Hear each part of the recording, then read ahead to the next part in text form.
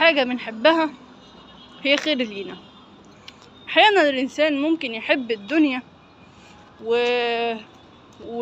ويذهل بيها، مع ان الدنيا مش خير ليه خالص، والدنيا فانية اصلا في النهاية.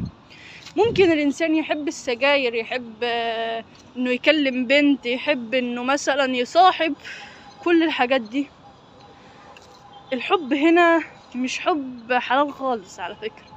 انت ممكن برضو يعني الحكمة ايه من اللي انا بقوله ده؟ الحكمة ان مش كل حاجة بنحبها هي كويسة لينا او هي ترضي ربنا. وارد جدا الانسان يحب حاجة عادي، بس هل الحاجة اللي انت حبيتها دي ترضي ربنا سبحانه وتعالى ولا لا؟ هل الحاجة اللي انت حبيتها دي هتنفعك اصلا ولا لا؟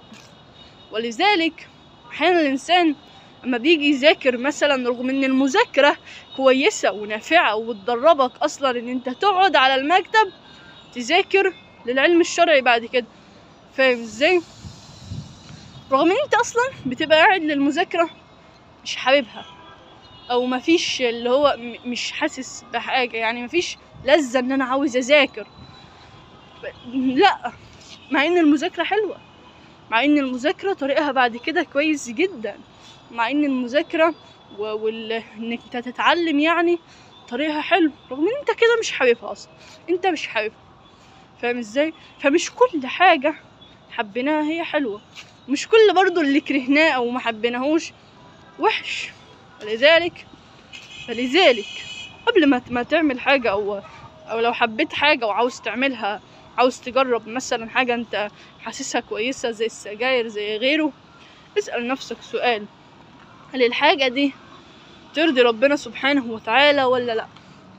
والله ربنا راضي عنها تمام، مش راضي عنها نبعدوها عننا ونبعدوا عنها، فاهم ازاي؟ نبعدوا احنا عنها، عن الحاجة دي، عن طريقها، عن اي حاجة بتودينا ليها، لانها طبعا لو انت في حاجة انت بتحبها وهي في طريقك هنا، تفضل كل يوم معدي رايح عليها، هتقع فيها بعد كده. ولذلك مثلا انت لو حبيت بنت، او انت لو حبيت شاب، ما علي، خليك انت لو حبيت بنت، حبيتها حب حلال، بس اعرف ايه اللي يرضي ربنا في الموضوع ده واعمله. انت مثلا جاهز انك تتجوز والجواز يرضي ربنا، روح اتجوز. مش جاهز ان انت تتجوز وحبيتها، الحاجة اللي ترضي ربنا ايه؟ انك تغض بصرك عنها وتبعد عن طريقها دلوقتي لغاية ما تكون مستعد للجواز فتروح تطلبها. فاهمين الحكمة؟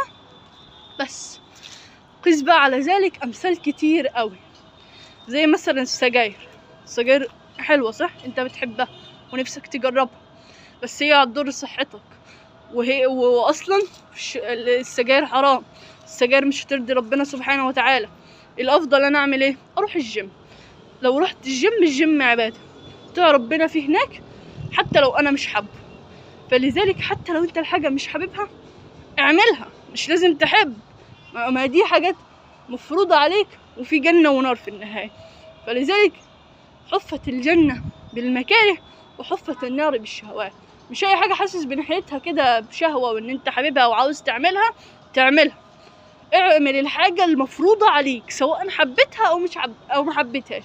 اعمل الحاجة اللي ترضي ربنا سبحانه وتعالى سواء حبيتها او ما حبيتهاش. دي كانت الحكمة، والسلام عليكم.